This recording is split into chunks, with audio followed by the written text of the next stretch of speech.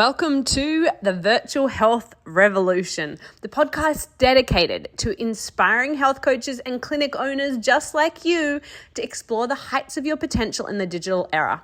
I'm your host, Karen, and together we'll uncover the secrets behind successful digital transformations in the healthcare industry.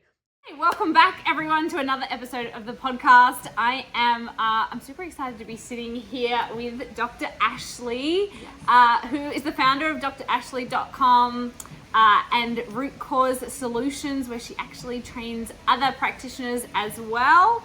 And I'm excited to dive in today and learn a little bit more about everything that you do. So, welcome.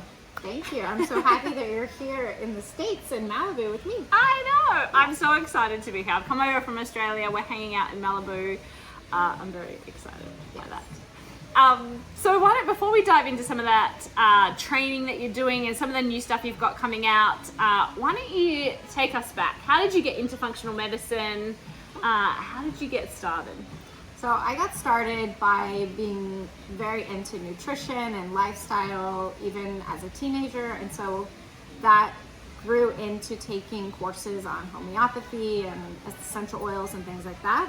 And my homeopathic teacher suggested that I go to acupuncture school because I loved herbal medicine, and Chinese herbs are probably one of the best studied, and there's so much information on them and they're really useful. So I went to acupuncture school and got my master's in traditional Chinese medicine, and then I went back and got my doctorate in Chinese medicine where I specialized in longevity. And basically I love combining all these different modalities together with my clients, and I wrote my thesis on epigenetics. So I combine epigenetics, Chinese medicine with functional medicine to kind of create cohesive protocols for my clients, and then also use that information to share with other practitioners to create protocols with them as well.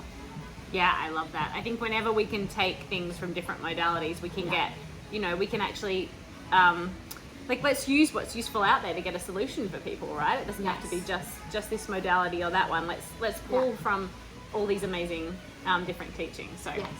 I love that. And now you work in a 100% virtual clinic, virtual setting.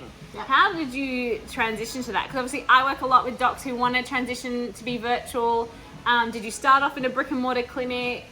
What was that transition like? So I first started in a chiropractic office, and then I was there a couple of years, and then I transitioned to a very busy functional medicine practice here in Beverly Hills.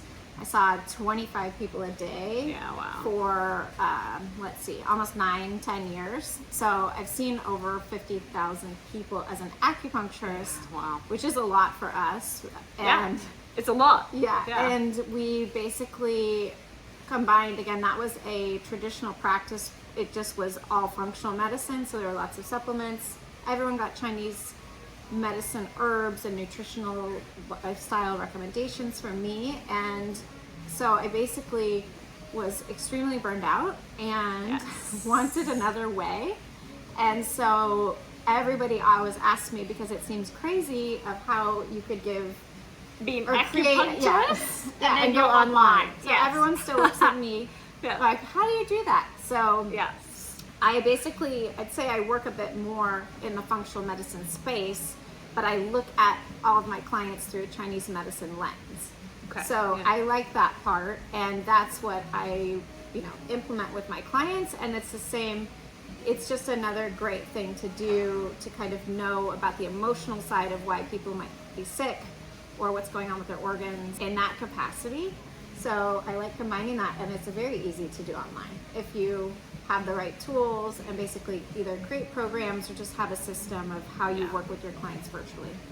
And what about actually making that jump though? Because a lot of people get a bit stuck in that, that model of you do have to touch people, and it's hard for them to kind of let go of that to be able to go online. Was that hard for you, or? So I think, as a lot of people are, if you're pretty burned out, it's easier to let go. You're desperate for something else. I still want to work with people. I still want to help people. Yes. But this isn't working for me. Yeah. And so it happens so often.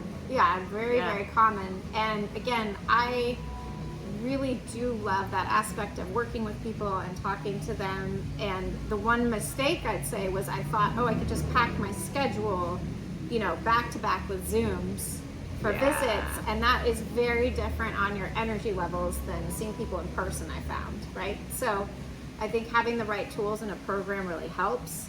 And the big thing I had to get over, right, was going on camera and talking to people and doing education, right, online, either through Instagram or webinars and things like that. So one thing, once you do it though, then it was fine. It was very easy. It's easy now, right?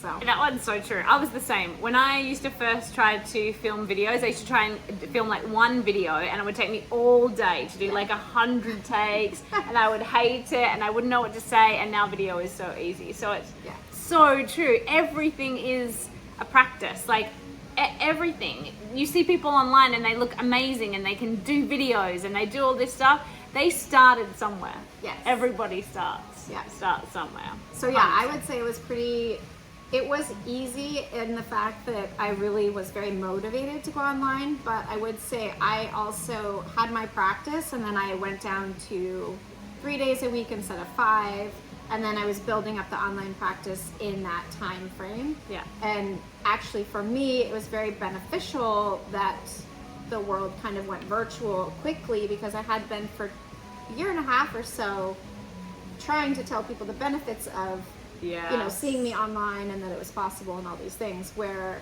they really weren't having it too much at that time. Yeah. But it did shift, and it made it much easier, and then it made sense for people, and at least now they're really Now open everybody to wants it. Yeah. Yeah. Now it's become the norm, which is kind of... Especially if you're in a big city. I'm in a big city, and so a lot of times if you're a mom or... Oh, you don't have to drive. You have to drive an an hour to the practitioner, an hour back. Like if you can do that Yeah. online, it's so much. I think it's so much better for people and the practitioner. Exactly. Yeah. So again, it was just trying to show people that it was a really great option, and that we could still do everything that they needed together. And what type of people do you work with then? What are most of the people that come to your practice that you see? Sure. So I get a lot of complicated, complex cases that are layered, but I focus a lot on toxins. So mold toxicity is probably 90% of my practice. So then a lot of things come with that: Epstein-Barr, chronic fatigue, hormonal imbalances, and I work with a lot of kids and families. There's a lot of times it's not one person in the home that's just affected, especially if it's mold. And so I love working with families and kids, and often it's usually the moms that are sick or come in, but usually everyone can get support, because we still work on gut health and getting toxins out of the body, and then a lot of work on foundations. Most people skip all these things, like eating the right way for your particular body, balancing blood sugar, minerals, sleep, hydration, all those things. And so we have to make sure we have those in place too. So when you talk about eating right, then for you, is that using the genetic testing? I sometimes do. I often use the genetics a bit to optimize later. Or if they have, my favorite way to use genetics is to see what toxins might be a bigger issue for that particular person.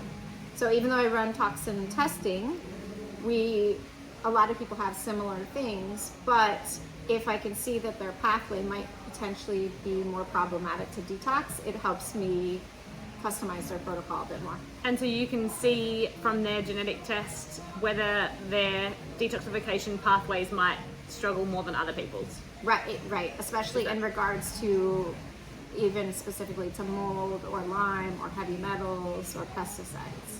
How did you get into working with people with toxins? So I was really fascinated by toxins just because I used to be somebody that if someone hugged me and they had perfume on, I would get a migraine.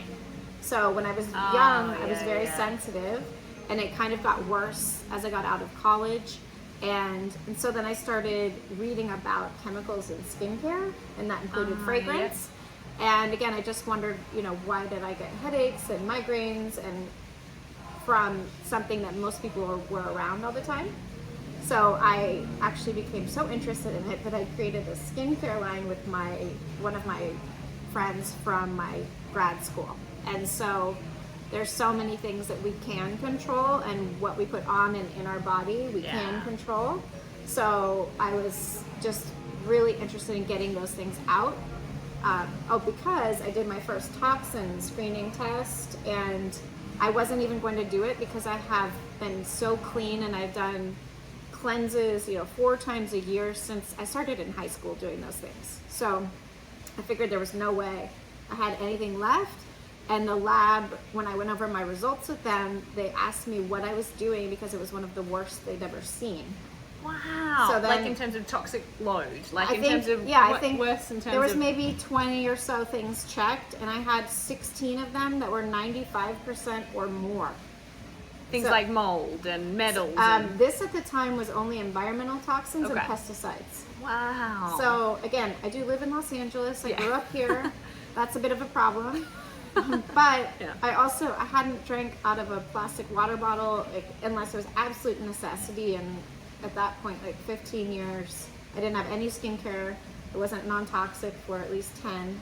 I'd done all this preconception detox because I wanted to do that prior to having my daughter, and the results were just terrible. And I had been doing all these herbal cleanses and using food to detox, and the traditional things that we had mostly at our disposal as herbalists and in the holistic world, and it was not very effective for my particular body. And I had never looked into the detox pathways and the genetic piece. Yeah. And that was a game changer. So and when you looked at your genetics, was it that... Yeah, that I don't process a lot of toxins well at all. No. Yeah. Which you could see from your... Metals were okay, and that's actually not been an issue for me very much. It still is not on my tests, which is interesting. But again, I had come from a world, and the practice that I was in Beverly Hills was very focused on mercury detox and heavy metal detox. Yeah. And so I did know a lot about that, but it's not one thing for everybody, right? And people get so focused on one issue, one root cause, and it's not that way, right? We often have so many, and then your kind of toxin bucket gets full. But even though I focus so much on mold, not everybody mold is an issue, right? And it's the same thing. You still have to look at it and put it in order of importance for the individual. And then again, some of the things that are more toxic, and that's why we focus on mold, because it allows so many things to flourish when it is there. That after running hundreds of labs and looking at thousands of labs, when mold is there, a bunch of other things are prevalent. And so if you can work on that, then it helps clear up some of those other things as opposed to focusing your whole protocol just on Candida or just on Epstein-Barr or just on one virus. Yeah. If you work on some other things, it can be very helpful. You can get better results. Yes. Yeah. Awesome. And so I guess you're working with all these people, and I love that you've now created trainings for other practitioners based on some of these protocols, which is awesome, because I see a lot of practitioners, like kind of what you're talking about, they might do like just a Candida cleanse or just one part, and not a lot of people are kind of talking about the mold or some of these other root causes, or putting them all together, or know how to put them all together. Yeah. So again, some people talk about, and I say it the same way, of cellular detox.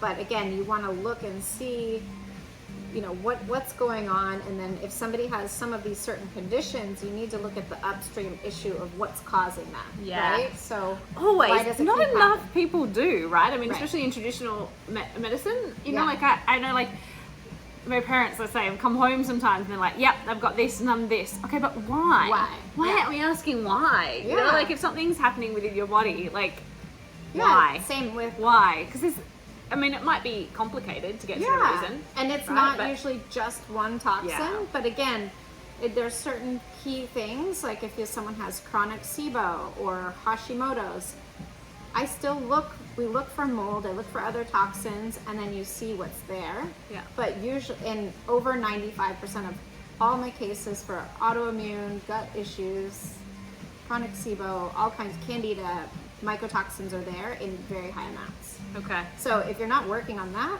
then you're going to keep chasing after these symptoms and just giving anti-candida or antifungal herbs or whatever it might be, and the clients don't get better. They might keep temporarily- getting them, Yeah. get better for a little while, Yeah. and then those symptoms keep coming back. Yeah. Because it's almost like natural symptom care. Then you're using Yes. natural Yeah. like you're using natural protocols, but you're still doing symptom Yes. management. Yeah. You're not actually digging deeper No. to Yeah. get to that root cause. And so, tell us a little bit about the practitioner training you put together. Sure. Because So I think work it's with super a exciting. colleague of mine named Dr. Tori Thompson, and we basically put together our protocols. We've combined together, and we basically have been trained by a lot of the big companies, and we don't focus just on one line. We focus on what we know works best from our clinical experience. And you mean one line of supplements? Yeah, sorry, one Yeah. line of supplements. So we put the ones that we like best, that we've seen work the most on all of our labs, and she's looked at thousands of labs. And again, we have so much collective experience that we put it all together. And then we have our own protocols, and we have that for kind of the average person, sensitive person, kids, and then advanced. And then we put together lifestyle tools and kind of all the biohacking things too.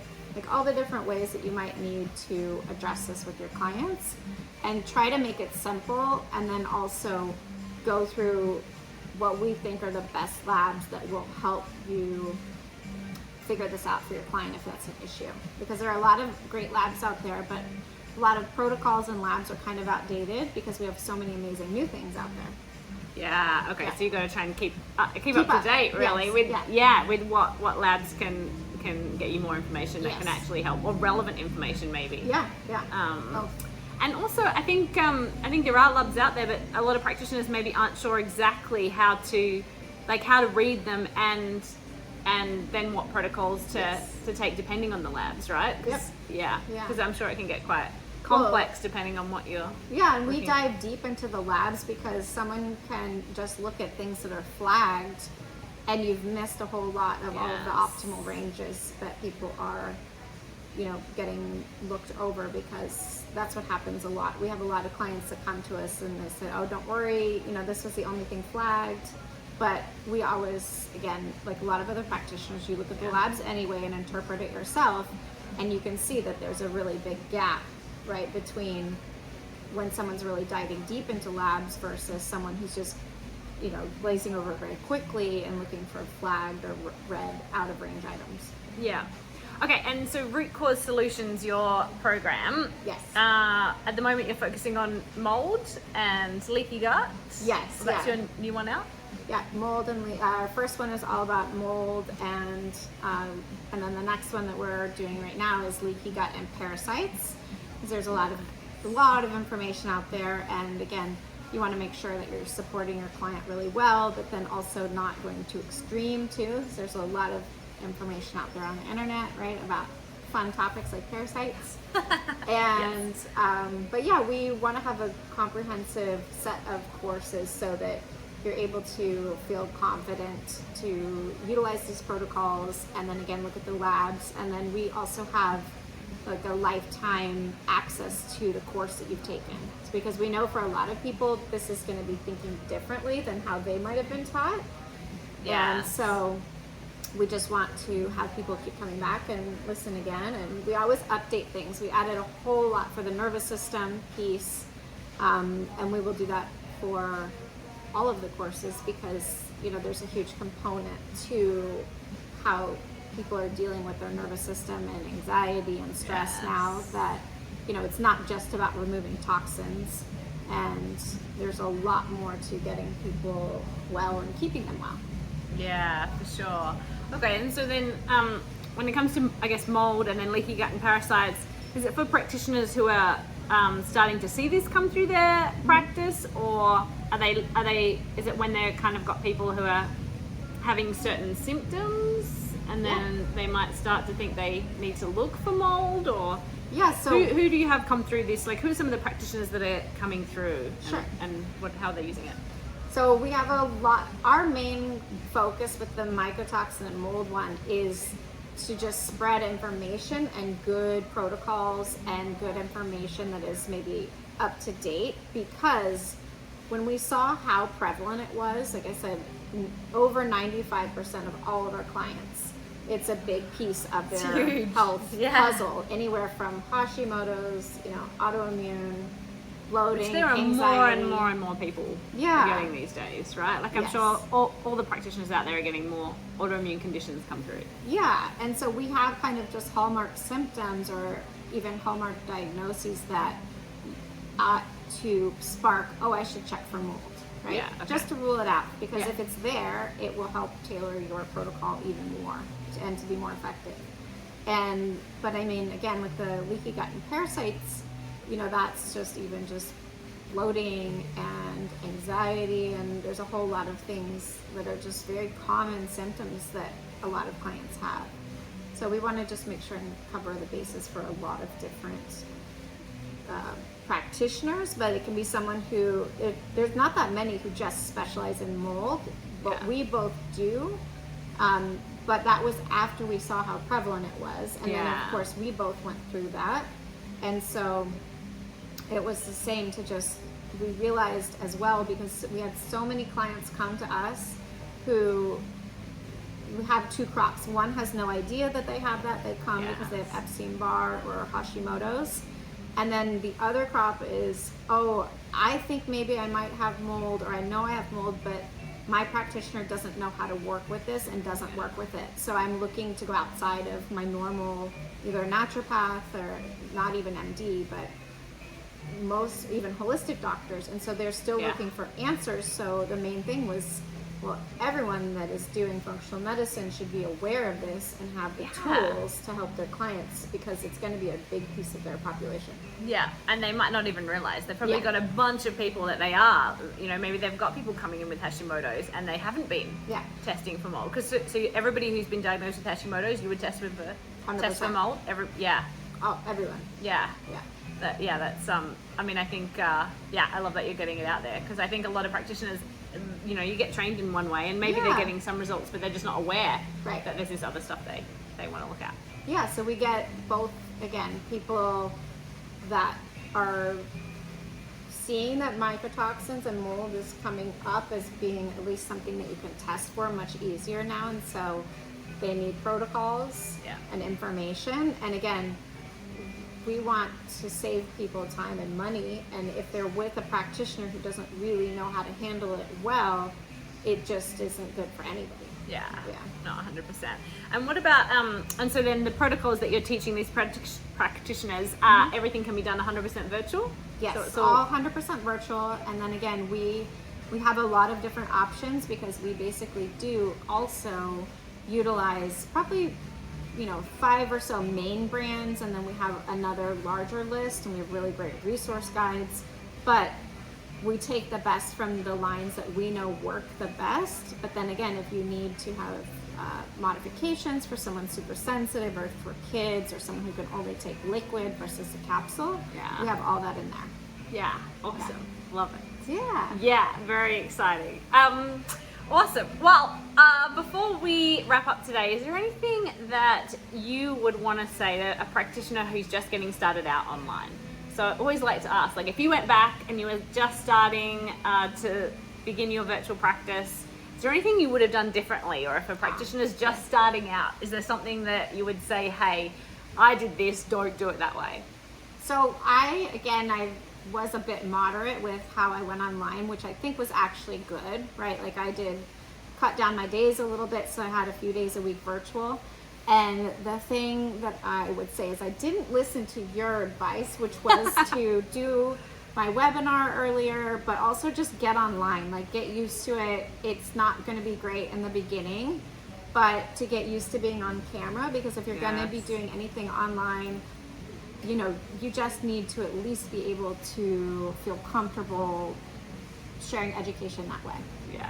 Imperfect action, right? Yes. Yeah. And I did it. It was like a year or more that I just said, what can we do that's not online? And what about, we can do the posts, but I'm not doing without video. the videos, can we do, And now I spend at least every day making videos. Doing videos. And content. And you do awesome videos. And I Your wish- content is amazing. Make sure you go and check it out, because you do lots of really great videos with lots of really educational content Yeah. for people. It's fun now. I Yeah. actually do love it. Yeah. And again, that other thing you were saying is you could just batch out a whole bunch at once when you're in the mood and you like Yeah. feel like it's flowing, right? I was making it this big ordeal, and then I would watch it back. I was like, there's no way that's going online to anybody. But you are always your own worst critic too. Yes, Like I'll yeah. be like, I don't this watch is, anything now. This is Yeah. or just don't watch it. Exactly. You know what? Shoot it and then put it out there Yeah. because it might help somebody. You know, like one of the other things I always try and think of, even for myself, is like, did I say something that like one person might grasp Yeah. onto and it helped, rather than thinking. Because when you're worried about it, we're in our own head. We're thinking Yeah. about ourselves. Oh, how did we look? How did we sound? But Yeah. if you change it and think about the other person, how might that help them? Then it doesn't really matter if you said something imperfectly or you stuttered or And you will.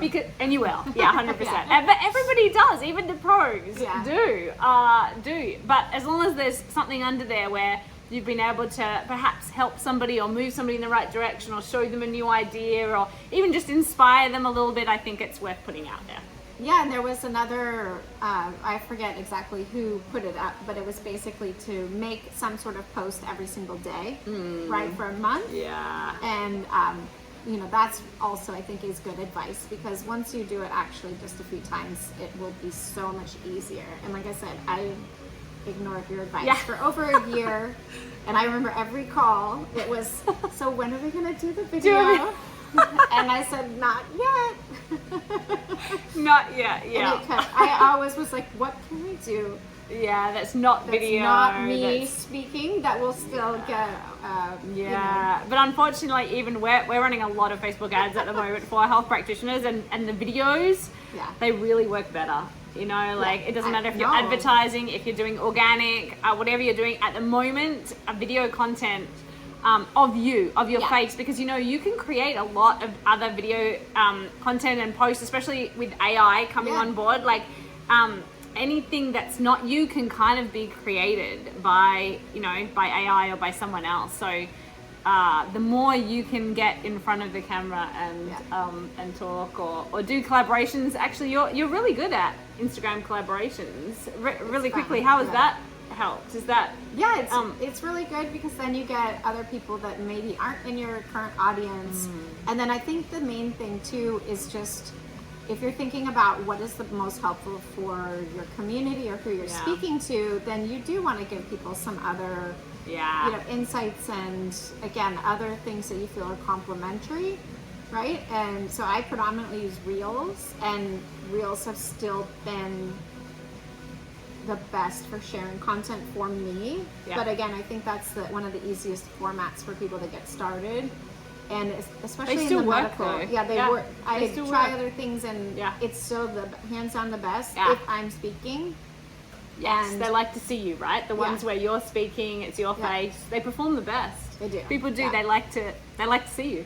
And the thing that would hang me up a little bit was I would sometimes though have maybe my VA create the copy, and I'll do the rest of it, because then I wouldn't post it, right? Yeah. And so just Yeah. think of things that might hold you up if you're not great at just doing it and then making some quick, you know. Doing the caption. Yeah, doing the like having captions. somebody else do that for you. Yeah. Yeah, or even for me, I love shooting the video, so I'll shoot the video, but I need to be able to then send that video off to somebody Exactly, else. yeah. So they can edit it, make sure it's posted, and then you can actually have consistent content going out. Yeah. So you don't yeah. have to learn all of that. That's the whole No. point of having people that help you that will Yes. actually get out the things done that, you know, that's your job that you can only do. Yes, 100%. Love that so much. Awesome, good tips there, guys. Don't make sure that you're out there creating lots of cool content.